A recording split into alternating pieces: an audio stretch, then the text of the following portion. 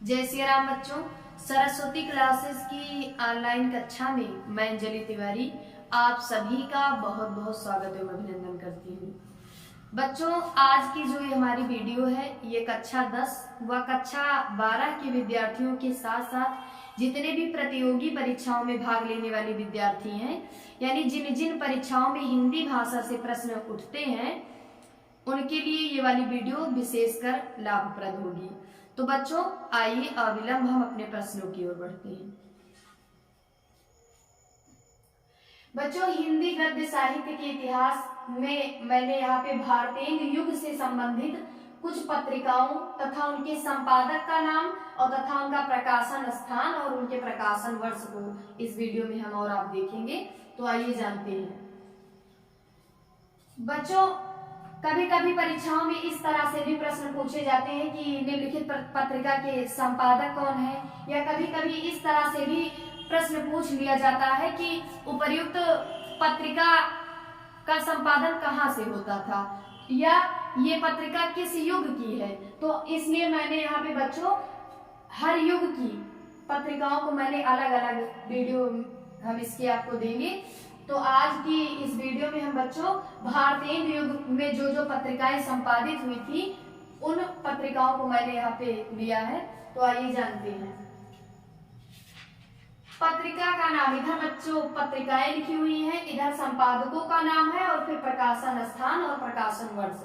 तो बच्चों पहली पत्रिका है हमारी, ये सारी पत्रिकाएं जो है बच्चों ये भारतेंदु युग की ही हैं। इसको आपको ध्यान में रखना है, क्योंकि इस तरह भी प्रश्न पूछा जा सकता है आपकी परीक्षा में कि मान लो पूछ ले कि कवि वचन सुधा किस युग की पत्रिका है, तो आपको बताना पड़ेगा भारतेंदु युग।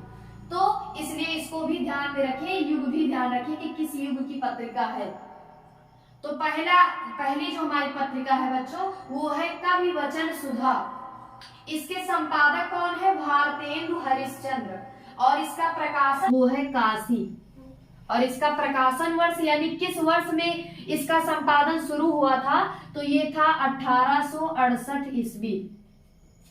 कवि वचन सुधा संपादक है भारतेंदु हरिश्चंद्र, और जो इसका संपादन होता था वो होता था काशी से। और कब शुरू हुआ इसका संपादन? तो 1868 ईस्वी में।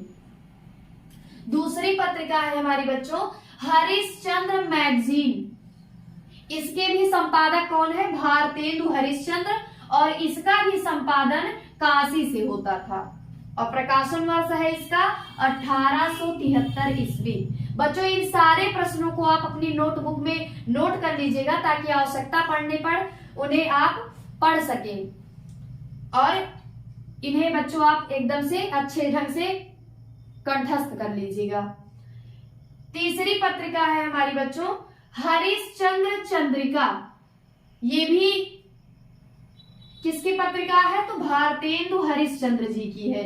यानी कवि वचन सुधा, हरिश्चंद्र मैगजीन और हरिश्चंद्र चंद्रिका।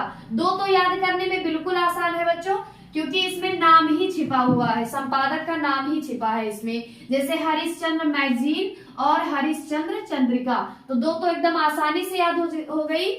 एक आपको याद करना है कवि वचन सुधा। ये तीनों ही पत्रिकाएं भारतेंदु हरिश्चंद्र जी की हैं और तीनों का ही प्रकाशन स्थान काशी है। केवल प्रकाशन वर्ष भिन्न भिन्न है, उसको आप ध्यान में रख लीजिएगा। अगली पत्रिका है हमारा बच्चों आनंद कादम्बनी। यानी नंबर 4 पत्रिका का जो नाम है वो है आनंद कादम्बिनी। इसके संपादक कौन है बच्चों? बद्री नारायण चौधरी प्रेमघन, जिन्हें प्रेमघन भी कह सकते हैं। बद्री नारायण चौधरी प्रेमघन।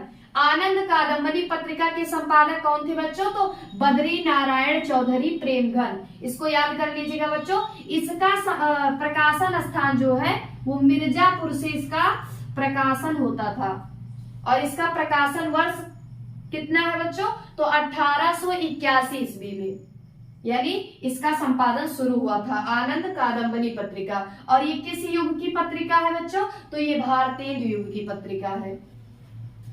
अगली पत्रिका है हमारी बच्चों हिंदी प्रदीप। इसके संपादक कौन है? पंडित बालकृष्ण भट्ट। और इसका प्रकाशन स्थान है इलाहाबाद। और इसका प्रकाशन वर्ष यानी किस सन में इसका प्रकाशन शुरू हुआ था, तो 1877 ईस्वी में। अगली पत्रिका है हमारी बच्चों ब्राह्मण। इसके संपादक है पंडित प्रताप नारायण मिश्र। पंडित प्रताप नारायण मिश्र। और इसका प्रकाशन स्थान यानी इसका प्रकाशन कहाँ से होता था, तो ये होता था कानपुर से। और इसका प्रकाशन वर्ष कितना है, तो ये है 1883 ईस्वी में। तो बच्चों ये था हिंदी गद्य साहित्य के इतिहास से के भारतेंदु युग से संबंधित कुछ पत्रिकाएं और उनके संपादकों का नाम, प्रकाशन वर्ष तथा प्रकाशन वर्ष, प्रकाशन स्थान तथा प्रकाशन वर्ष। तो बच्चों कल अगले वाले युग से संबंधित कुछ पत्रिकाओं को लेकर हम आप लोगों के सम्मुख पुनः उपस्थित होंगे। तब तक के लिए जय सिया राम, जय जय सिया राम।